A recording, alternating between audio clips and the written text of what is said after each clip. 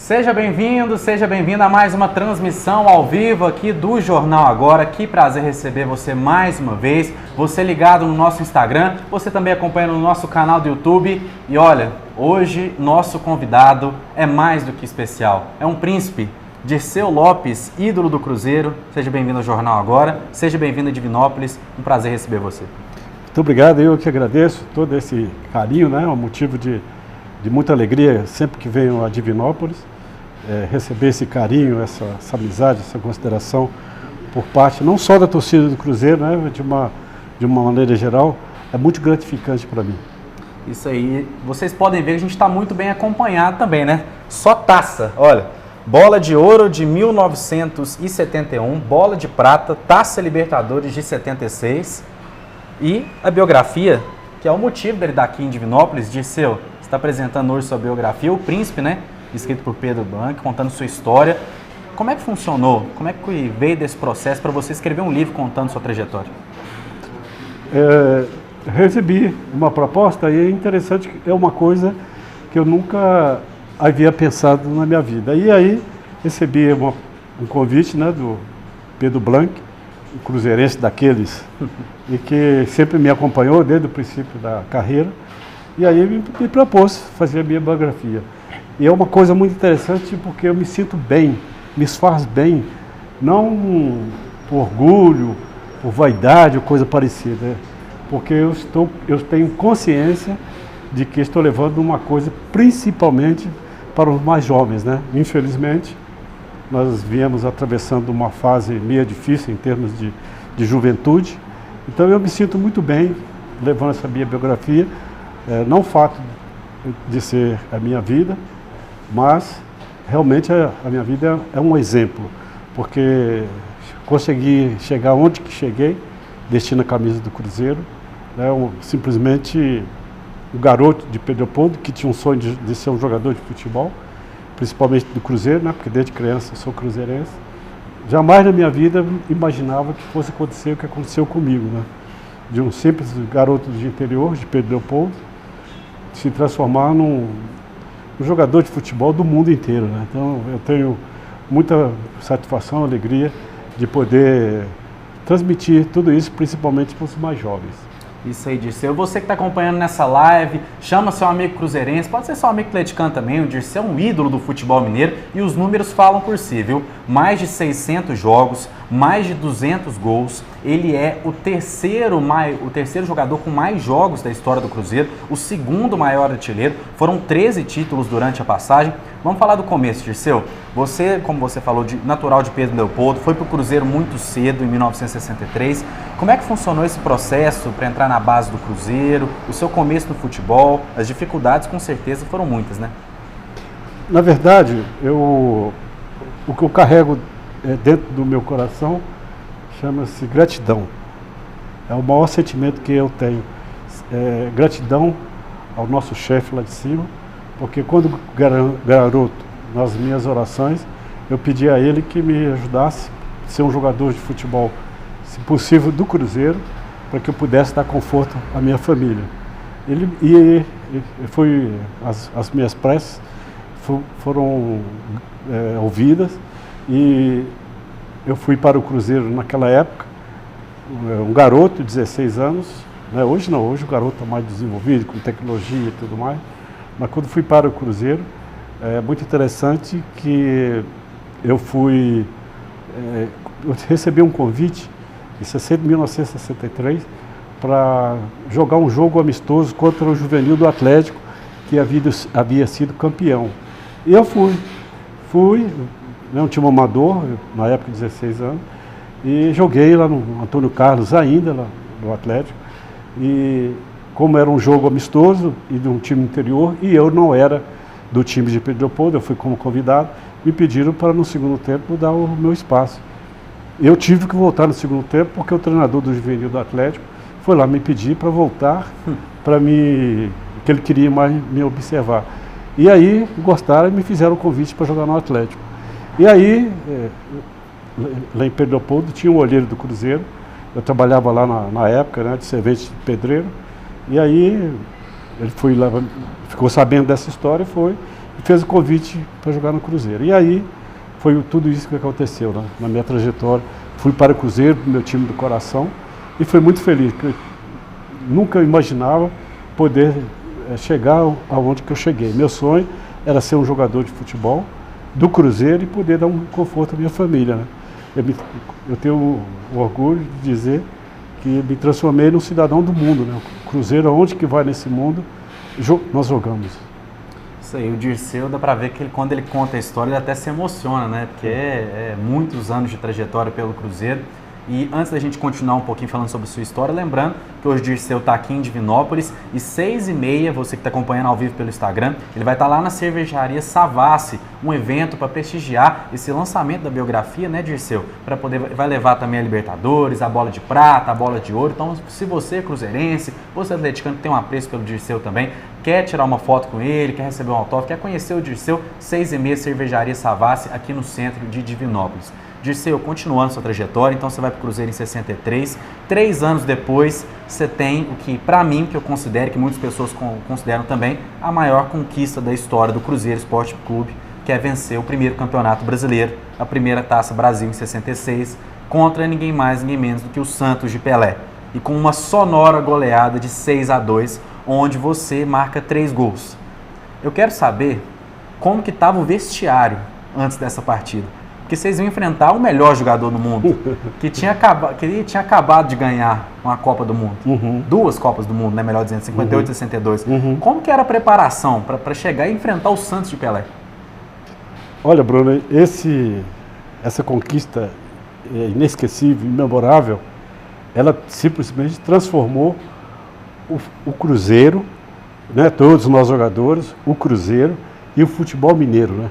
Porque o futebol mineiro naquela época era um revelador de jogadores, como é hoje o jogador brasileiro.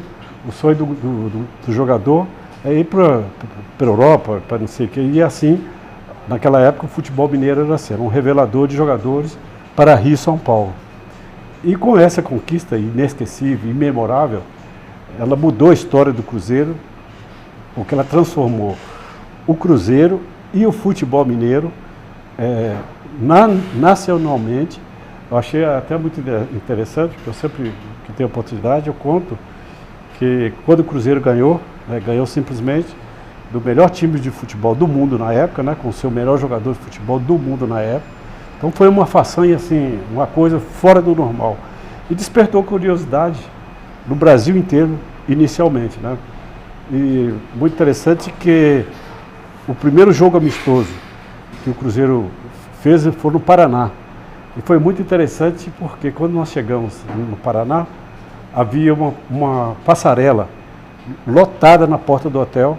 E é até muito interessante que eu lembro, contando essas histórias, que nós imaginávamos que fosse algum cantor, né, que era o Roberto Carlos, ou a Vanderleia, na época da Jovem Guarda, que havia, né, maior sucesso.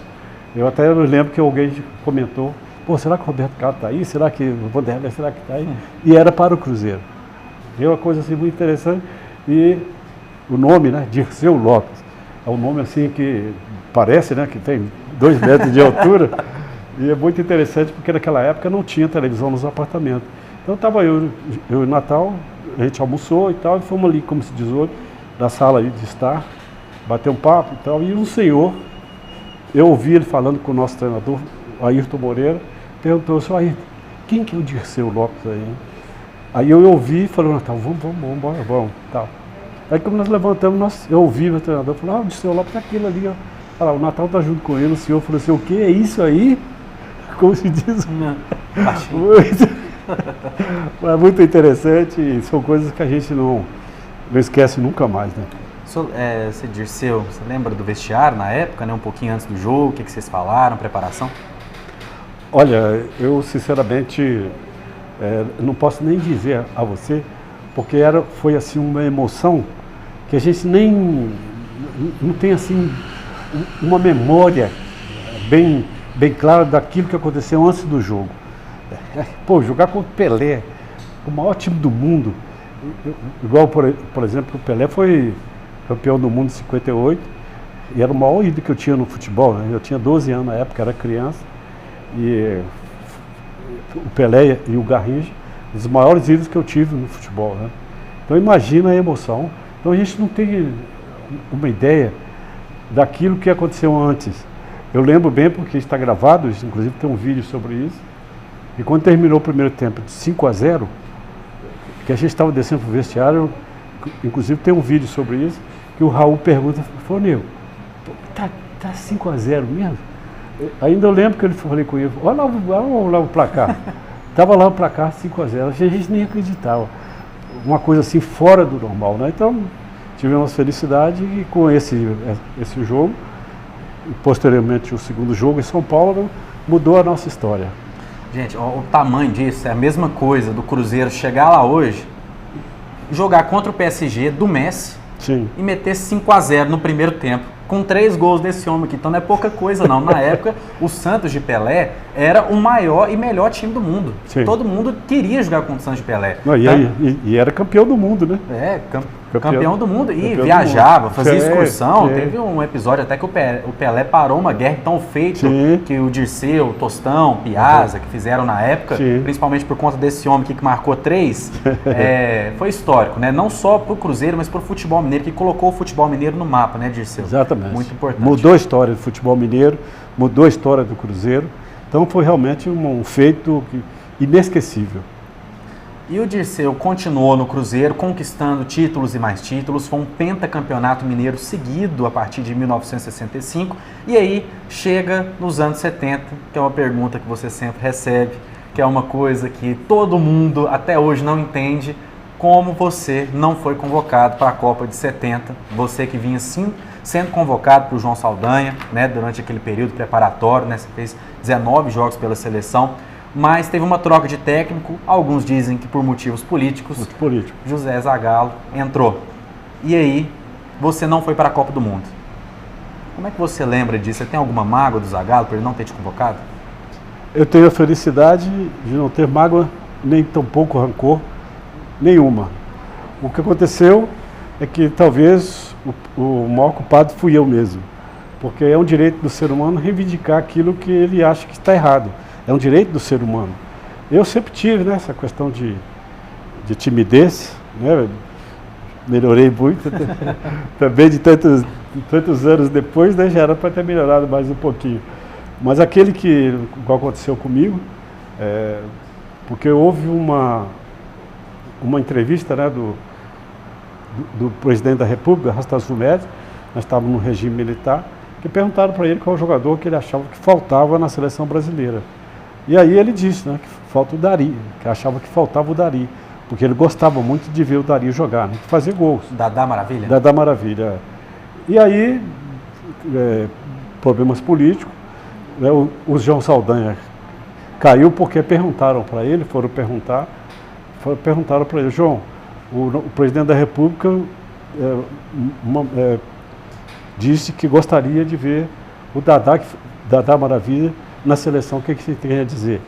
Aí o João respondeu para ele que assim como ele não mandava no governo, ele não admitia que nem o presidente da República mandasse na seleção brasileira, porque quando ele estivesse como treinador, quem mandava era ele. Então veio a ordem lá de cima, né? O João Saldanha caiu. E com isso, o jogador mais importante da seleção brasileira, isso foi um fato verídico, inclusive, né? Porque na época o João me deixou até assim, uma situação que eu nunca vi, porque a seleção foi fazer um amistoso em Pedro Leopoldo, no Mineirão, e aí perguntaram ao João, né, qual que é o jogador mais importante da seleção brasileira. E o João respondeu, é o Dirceu. Nossa. O Dirceu. Aí perguntaram para ele, mas mais do que o Pelé? Ele falou, o Dirceu no meu time, ele é mais importante do que o Pelé. E aí a imprensa veio todinha em cima de mim. Pô, Dirceu, o João falou isso, o que você tem a dizer? Falar o quê? Melhor que o Pelé? Nunca. Mas aí as coisas foram passando, eu com minha timidez, né, fui cortado pelo Zagallo, porque sabia que eu não ia falar nada, como eu não falei. Tinha um jogador que até marcou muito a sua passagem pelo Cruzeiro, que é o Fontana, e o Fontana seria o primeiro da lista a ser cortado. Só que o Fontana, porque o Zagallo não gostava dele, o Fontana jogou no Vasco. E num jogo lá, que o Fontana dava da cinturinha para cima. E num jogo lá, clássico, né, Botafogo e Vasco, o Fontana chegou no zagueiro, quase jogou. Então o Fontana sabia que ia ser cortado. E o Fontana dizia, se eu for cortado aqui, eu vou dar um tiro no cara, não sei o quê. E o zagueiro tinha um apelido de Zé Galinha, né? Chamava ele que era muito medroso e tal. E o Fontana foi, eu fiquei. Mas isso não me deixou mágoa nenhuma, até pelo contrário, só tenho que agradecer a minha passagem pelo futebol. Imagina uma coisa que eu acho e penso, né? 40 anos, mais de 40 anos que eu parei, sou recebido em todo lugar que vou, levando a minha obra, porque eu me sinto feliz, porque aqui está um exemplo de uma pessoa, né? Está inserido aqui um exemplo que eu procuro dar para todos os jovens e adolescentes que almejam ser um jogador de futebol. Com certeza, é o que eu ia te perguntar, Dirceu, como é que você se sente sendo inspiração, né? A gente vê hoje criança de 10, de 12 anos tirando foto com você, sendo pessoa que não estava nem nascida, né, quando você estava jogando, e você ainda serve de inspiração por conta das histórias que vêm sendo contadas. Sim. E hoje você trazendo sua biografia aí, como é que você se sente sendo tão recebido, tão bem recebido? O sentimento que eu tenho é de gratidão. Não tenho vaidade nenhuma a esse respeito. Só tenho que agradecer ao nosso chefe lá de cima por essa dádiva que ele me concedeu. Porque eu tenho exemplo de pessoas que eu conheci através do futebol que infelizmente se deixaram levar pela fama, né? Eu tive essa felicidade. A fama nunca me corrompeu. Procuro a todo momento ser a mesma pessoa, tratar sobretudo as crianças e adolescentes, né, com toda a atenção e tudo mais. Porque eu lembro quando criança, eu era apaixonado, uma vez eu encontrei com 2 craques do Cruzeiro, eu não consegui falar. Tem um outro exemplo aí, que até a imprensa sempre fala sobre isso, que foi a visita que o Garrincha, né, juntamente com o Pelé, é considerado os maiores jogadores de futebol do mundo, né, que foi fazer uma visita no hotel, lá em São Paulo, o Cruzeiro foi jogar lá, que ele chegou, batendo num apartamento, que não tinha campainha naquela época, e disse, né, eu vim conhecer o maior jogador de futebol do mundo, Garrincha, eu não consegui falar. E ainda bem que eu estava deitado, que deitado eu fiquei. Pô, neguinho, vim conhecer o maior jogador de futebol, não sei o quê. E quando eu era criança eu imitava o Mané. Então é muito gratificante. Então por isso que eu, e outras coisas mais, eu procuro tratar as pessoas com todo carinho, com todo respeito, com toda atenção, principalmente as crianças e os adolescentes, né? Tá certo, Dirceu. O Príncipe, então, está aqui com a gente nessa live. Príncipe, esse apelido veio, me confirma se eu estiver errado, você me corrige. O Príncipe veio por conta daquele jogo do 6-2, que eles falaram que você ia ser o sucessor do Pelé. O Príncipe, e também por conta da sua altura, né? 1,62 m. De onde que veio esse apelido, Príncipe? Bom, o cidadão que tem uma estatura mediana como a minha, tem vários adjetivos, né?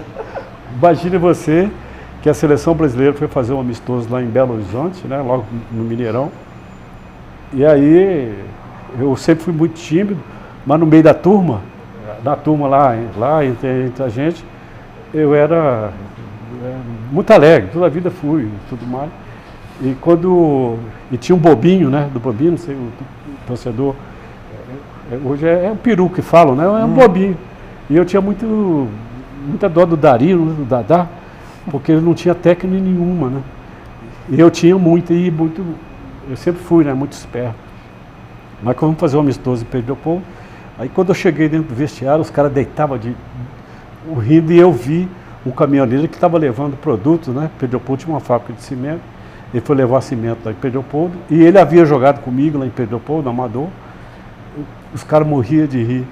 E aí me falaram, puxando a língua lá, o Rivelino, o próprio Pelé e o pessoal todo puxando ali para contar coisas que eu fazia em Pedro Leopoldo, né?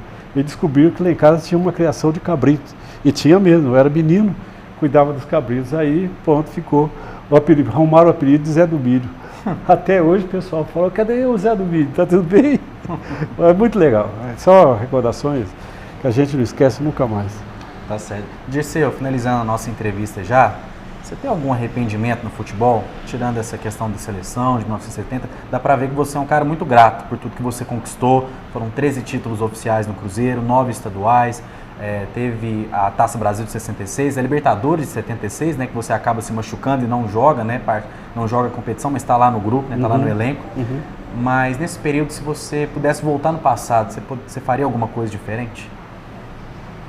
Bom, eu sou muito grato, né? Como eu disse, né, no início da nossa conversa, o sentimento que eu carrego dentro do meu coração é a gratidão, né?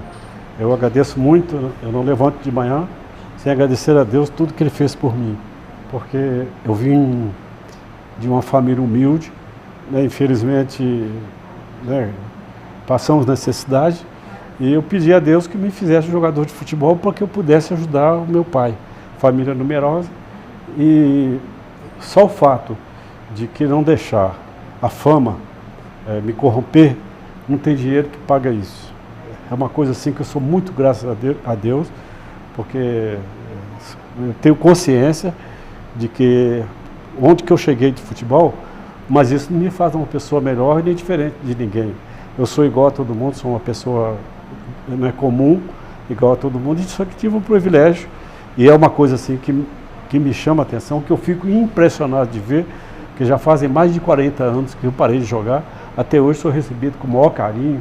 Pô, em todo lugar que eu vou é assim. Então, isso não tem...